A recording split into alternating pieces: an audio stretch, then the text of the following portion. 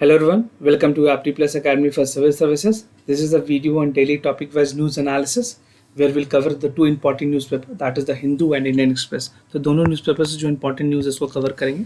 So let's get started with the topic.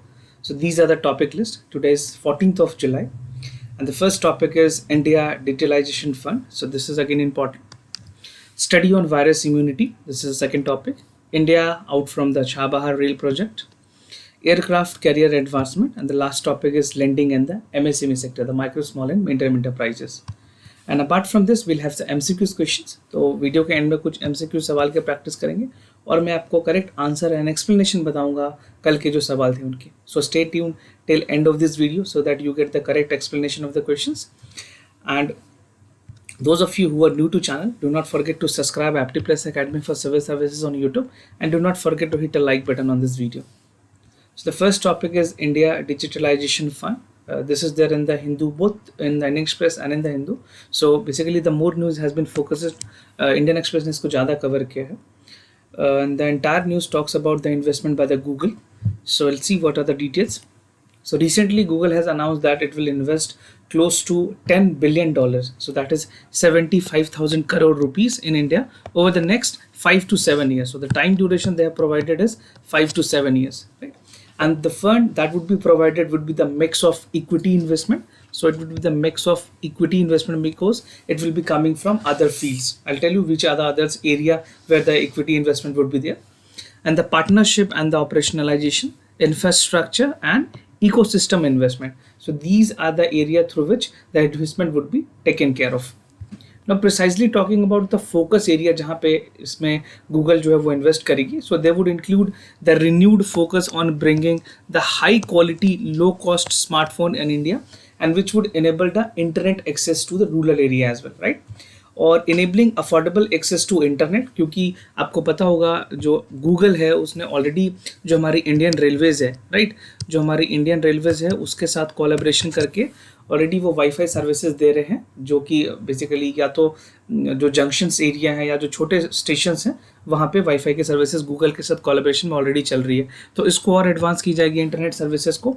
And at the same time information for every Indian in their own languages. और यहाँ पे option होगी कि जो भी जिस रीजन से बिलोंग करते हैं मल्टीपल लैंग्वेजेस की ऑप्शन रखी जाएगी. कम से कम 18 लैंग्वेजेस हैं इंडिया के शेड्यूल में, तो उन सारे लैंग्वेजेस को भी इंक्लूड किए जाएंगे.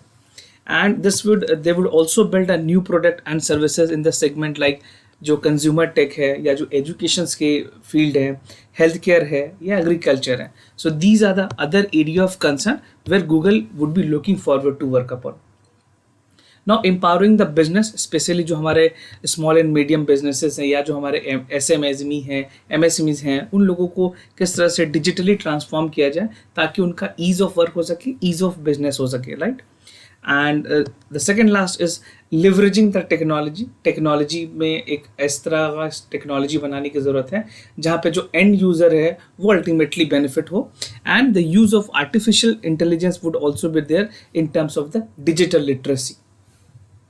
And it will also be through the mix of equity investment, as I told you before, partnership as well as ecosystem investment. So these are some of the focuses area where the investment would be taken care of.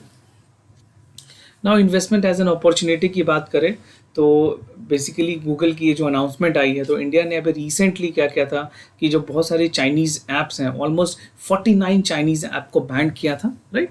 And यहाँ पे जो linkages बताई गई हैं, जो Chinese की जो technology measures Giants हैं, जो एंटरप्रेन्योर्स हैं, जो अभी नए स्टार्टअप्स हैं जैसे अलीबाबा है, so they have one of the largest Chinese investor in Indian startup. So this is the reason why Google is being forced और Google is looking forward India as an opportunity. और Google के अलावे अगर मैं बात करूँ तो Microsoft is also looking forward for India. Apple जैसी कंपनी है जो कि ऑलरेडी यहाँ पे अपनी plant basically they are establishing their plant near Delhi NCR और इन Hyderabad they will put up their plant. तो वहाँ पे भी मेक इन इंडिया की तरफ से वो इनिशिएटिव करना चाह रहे हैं. Being Apple के जो एंड यूजर्स है इंडिया में काफ़ी ज़्यादा हैं, right? So this is something, this has been opportunity for other giants, when India has banned the Chinese people and frequently, subsequently और चाइना में चीज़ों को जो इंडिया में जो चाइनीज़ इन्वेस्टमेंट है उसको भी कम किया जाएगा. Now coming to the second topic, that is a study on virus immunity. So this you can find in the Hindu. आपको हिंदू के फर्स्ट पेज में ये मिल जाएगी और ये काफ़ी रेलेवेंट आर्टिकल है आपके जनरल स्टडीज पेपर 3 के लिए and a direct question can be asked in the prelims examination, right? So how immunity work in the human being, I will tell you the other details of that. तो एक study की गई थी King's college जो London है, London की बहुत ही रेपुटेड कॉलेज है किंग्स कॉलेज, और उन्होंने कुछ अपने पेशेंट्स में जो फाइंडिंग बताई है कि जो कोविड-19 के जो इन्फेक्शंस हैं, जो पेशेंट्स बेसिकली जो रिकवर होते हैं, उनकी जो इम्यूनिटी है वो ऐसा नहीं है कि बहुत लंबे समय तक रहती है. It only last for 90 days और 3 मंथ्स, राइट? उसके बाद इम्यूनिटी ख़त्म भी हो सकती है अगेंस्ट दैट पर्टिकुलर इन्फेक्शन. तो जो स्टडी ने एग्जामिन किया है कि जो लेवल ऑफ एंटीबॉडीज़ है and more than 90 confirmed virus patient have changed over the time. So जो ड्यूरेशन है टाइम के बाद, मान लो ये पेशेंट्स हैं and this is no according to time, तो ये वेरिएबिलिटी बनी हुई है with reference to the time. और जो ब्लड टेस्ट है दैट हैव शोन कि जो इंडिविजुअल है दैट हैव ओनली माइल्ड कोविड-19 symptoms monitored to some immune response of the virus. तो होता क्या है, जैसे डॉक्टर्स का कहना है कि अगर कोई इन्फेक्टेड पर्सन है, अगर कोई, तो उसके जो एंटीबॉडीज़ बन रही हैं, राइट, जो एंटीबॉडीज़ जो जनरेट होगी, so this will carry forward और जो नेक्स्ट टाइम जो वायरस के अटैक होगा उससे बचाएगी. But this is not something the case. जब भी antibodies it only last for 3 months, ऐसा कहना है एक्सपर्ट्स का किंग्स कॉलेज में. नो अगर सैम्पल स्टडी जो की गई है वहाँ पे उसके मुताबिक अगर चलें तो दे हैव कोलैबोरेटेड विद 60% में जो चीज़ें उभर के आई है कि 60% of the patient shows potential virus response in the first week of their infection, right? तो अगर किसी को इन्फेक्शन हो रहा है तो 60 बेसिकली ऐसे जो लोग हैं जिनको फर्स्ट वीक में ही बेसिकली इम्यूनिटी जो है वो जनरेट होने लग जाती है. 60% जो रेशियो है वो देखी गई है. एंड आफ्टर 3 मंथ्स ये देखा गया है जो 16.7% जो है they have maintain the high level of covid neutralising antibodies, right? तो जो एंटीबॉडीज है वो सिर्फ 16.7% में ही परसिस्टेंस हुई है and that also is variable after 3 months, right? और आफ्टर 90 डेज, ये मैं आपको 3 मंथ कह रहा हूँ, दिस इज 90 डेज और 3 मंथ सेम है, the patients have no detectable antibodies in their blood streams. तो जो एंटीबॉडीज होनी चाहिए जो कि वापस से डिटेक्ट करे, जो एंटीबॉडीज़ की जो मेमोरी होती है, एंटीबॉडीज़ की अलग से मेमोरी होती है. अगर कोई भी अगर वो सेम वायरस वहाँ पे आती है तो it hit and it give signal to the T4 cells और द एंटीबॉडीज़ कि उससे वापस उसको फाइट करनी. बट इस तरह की कोई भी एंटीबॉडीज़ रिमेन रही थी आफ्टर 3 मंथ्स और आफ्टर 90 डेज. और सिमिलर कुछ अदर व्यूज़ है वायरस को रिलेट करके. तो रिसर्चर्स ने बताया कि जो इम्यूनिटी है that can not be taken for the granted. कुछ केसेस में कुछ ऐसे बीमारी हैं जैसे वायरसेस के कुछ अलग केसेस हैं, इन्फ्लुएंजा है, इन सारे चीज़ों में कुछ हद तक ये इफेक्टिव है but not in the all cases. And as long as some enough antibodies की अगर बात करें they would be able to stop out the infection giving the immunity which is there in the human being. एक immunity के तौर पे मैं आपको एक बेसिकली इम्यून सिस्टम की जो इम्यून सिस्टम उसके बारे में बताना चाहूँगा. So this can again B relevant in your prelims examination. तो 2 तरह की इम्यूनिटी होती है हमारी. एक तो होती है एक्वायर्ड इम्यूनिटी, दूसरी होती है इन्नेट इम्यूनिटी. तो एक्वायर्ड इम्यूनिटी होती है कि जहाँ पे जो हमारी वाइट ब्लड सेल है वो सर्टेन टाइप्स ऑफ पैथोजन को म्यूटेट करती है in the body cell, right? और यहाँ पे क्या है, जो डिफेंस सेल है in the body is B lymphocytes. तो बी लिम्फोसाइट्स होते हैं, टी लिम्फोसाइट्स होते हैं, और जो एंटीबॉडीज है वो जनरेट होती है, और जो डिफेंसिव सेल मैकेनिज्म है हमारे लिम्फोसाइट में, टी लिम्फोसाइट्स में वो बनती है. So this is something which is acquired, मतलब ये बाहर से दिया जाता है, राइट? और इन्नेट का मतलब होता है that is there in the body. तो ये एक इन्नेट इम्यून रिस्पॉन्स होती है जहाँ पे बॉडी क्या करती है, it protect from the inside bacteria killing substances. तो ये ऑटो इम्यून रिस्पॉन्स आता है बॉडी की तरफ से ही. और जो first order of attack like जो हमारे लिम्फॉइड टिश्यूज़ हैं, जो माइक्रोफेगस हैं, या फिर जो किलर सेल्स हैं, उन सारे चीज़ों के अकॉर्डिंगली एक्शंस लेती हैं, right? So this is the 2 type of immune system, acquired and innate. Now other topic that is India out from the Chabahar rail project. This is there in the Hindu. और बात करें relevance की तो ये आपके general studies के paper 2 जहाँ पे इंटरनेशनल रिलेशन में इंपॉर्टेंट है, और प्रीलिम्स में भी डायरेक्ट सवाल आपसे चाबहार पोर्ट के बारे में पूछे जा सकते हैं या फिर मैप वर्क से रिलेटेड. तो मैं आपको मैप वर्क भी बताऊँगा आगे. तो रिसेंटली जो ईरानियन गवर्नमेंट है उन्होंने डिसाइड किया कि अब वो आगे प्रोसीड करेंगे, अपने जो कंस्ट्रक्शन प्रोजेक्ट है वो अकेले प्रोसीड करेंगे, क्योंकि उनका ऐसा कहना है कि इंडिया की तरफ से काफ़ी ज़्यादा डिले की गई है फंडिंग को लेकर के, राइट? तो ईरान की गवर्नमेंट ने डिसाइड किया है कि नाउ दे वुड प्रोजेक्ट, वो जो पूरी प्रोजेक्ट है उसकी जो कंप्लीशन है वो 2022 तक की जाएगी without the assistance from the India. और जो प्रोजेक्ट की जो पूरी कॉस्टिंग है, जो फंडिंग है, वो ईरान नेशनल डेवलपमेंट फंड है, वहाँ से ली जाएगी. So funding would be there from this fund. So you have to take care in this mind कि ये वाले जो फंड है इसके नाम आप ध्यान रखें. और जो पूरी फंड की जो कॉस्ट है वो अप्रॉक्सीमेट $40 मिलियन के आसपास रखी गई है, जो कि ईरानियन नेशनल डेवलपमेंट फंड से ही ली जाएगी. Now this is the map work which will help you understand where is the Chabahar port. So this is the Gulf of Oman, this is the Gwadar port, and this is the Arabian Seas. This is Iran, this is Pakistan, this is Afghanistan, and this is India, right? So this bordering countries is again very important for your examination purpose. और जो Chabahar port जो gulf of Oman में है, ये वाली locations भी आप ध्यान रखना, राइट? नाउ ट्राइलैटरल जो एग्रीमेंट थी जो रेलवे प्रोजेक्ट को लेकर के जो 2016 में साइन की गई थी, बेसिकली जो हमारे इरकॉन है और एमयू साइन हुई थी ईरानियन रेलवेज के साथ. IRCON is basically state owned Indian railway construction limited है, जहाँ पे दोनों के बीच में एग्रीमेंट हुई थी. Was a part of agreement कि जहाँ पे एक ट्रायरेगुलर जो हमारी ट्राइलैटरल एग्रीमेंट होगी between India, Iran and Afghanistan. तो ये तीन कंट्री मिलके एक अल्टरनेटिव रूट की तरफ काम कर रहे थे through Afghanistan and central Asia. But finally Iran ने आगे बढ़ने की बेसिकली वो इनिशिएट किया उन्होंने, एंड दे वॉन्ट कि बहुत ज़्यादा डिले हो चुका है प्रोजेक्ट में. So they are carrying forward till 2022. तो इंडिया को इसमें बहुत ही सीरियसली इसकी ध्यान देने की ज़रूरत है. क्यों ऐसी हुई कि जिस प्रोजेक्ट में इंडिया इन्वॉल्व था वहाँ पे ईरान ने अकेले आगे बढ़ने की कोशिश की? क्या हमारे तरफ से कुछ डिले थी? क्या हमारे तरफ से लूप होल्स थी? इन पे बेशक ध्यान देने की ज़रूरत है. And these things should be taken very seriously from government of India. जो हमारे फॉरेन मिनिस्ट्री है या जो मिनिस्ट्री ऑफ कॉमर्स है, मिनिस्ट्री ऑफ रेलवेज है, उन सारी चीज़ों को इस तरह से ध्यान देना चाहिए. ये एक नेगेटिव फीडबैक है इंडिया के लिए, right? This would not help India in other cases. तो इस तरह की जो चीज़ें हैं उस पर ध्यान देने की ज़रूरत है कि कोई भी नेगेटिव इंप्रेशन ग्लोबली ना जाए. Now, इंडिया के कुछ कंसर्न्स हैं कि India was to use the route to bypass the Pakistan. तो हम नहीं चाहते थे कि पाकिस्तान के थ्रू ये सारी चीज़ें जाएं, और through Chabahar India has plan to reach Central Asian countries, right? अब इसको इंडिया को कैरी फॉरवर्ड नहीं किया जा रहा, तो जो डोमिनेशन होगी वो इंडिया की वो भी कम हो सकती है इस रीजन में.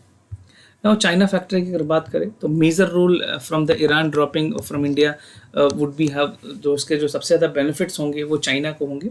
And China has recently signed economic and military partnership of $40 billion. तो ईरान को कहीं ना कहीं जो बैकिंग है, जो कहीं ना कहीं बैक सपोर्ट है, बैकबोन का जो सपोर्ट है, वो चाइना की तरफ से मिल रहा है, राइट? और जो एग्रीड प्लान है चाइनीज और handling the banking, railway, telecommunication, ports and several other project in the Iran. So this is how the vacuum created by India can again be filled by the China, and China is doing their level best कि वो Iran में अपनी पूरी पकड़ जमा सके, right? Now aircraft carrier advancement, this news you can find in the Hindu. Aircraft का advancement को जो हमारी इंडियन नेवी है उसको लेकर के बात की गई है. तो प्रीलिम्स पॉइंट ऑफ व्यू से भी इंपॉर्टेंट है. और अगर आप जनरल स्टडीज़ के पेपर 3 में जब इंटरनल सिक्योरिटी या फिर डिफेंस रिलेटेड कोई भी सवाल को आंसर करेंगे तो अभी एग्जाम्पल के तौर पे यूज़ कर पाएंगे. तो navy is expected to start the receiving of twin engine aircraft है, हमारे जो कैरियर बेस्ड फ्राइटर एयरक्राफ्ट है, that would be deployed by the DRDO, जो हमारी defence research and development organisation है, बाय 2032. तो ये डेडलाइन रखी गई है. And this would be replaced, जो हमारी अभी जो प्रेजेंट में है वो MiG-29 के कैरियर जेट्स हैं, जो कि प्रेजेंट में अभी सर्विसेज में है इंडियन नेवी में. तो एयरक्राफ्ट कब तक इंडक्ट की जाएगी? तो जो डेट है दैट इज़ 2032, और इंडियन एरोनॉटिकल लिमिटेड इसको इंडिजिनसली डेवलप कर रही है. एंड दिस विल रिप्लेस 29 के जो कि अभी प्रेजेंट सर्विस दे रही है. And this would be out by 2034, right? तो इस समय तक इसको इंडक्ट किया जाएगा 32 तक, और 34 तक जितने भी रशिया के MiG-29 के हैं उनको हटा दिया जाएगा. तो why the carrier is used as present? कौन से ऐसे कैरियर्स है जो अभी यूज़ किए जा रहे हैं? तो प्रेजेंटली अभी रशिया ओरिजिन जो कैरियर हमारे INS विक्रमादित्य है, इसको यूज़ किया जा रहा है. और navy is expected to have first indigenous aircraft Vikrant, जो कि ऑपरेशनल होगी 2022 तक. तो ये बन रही है, this is in the process, and very soon navy would be inducting this.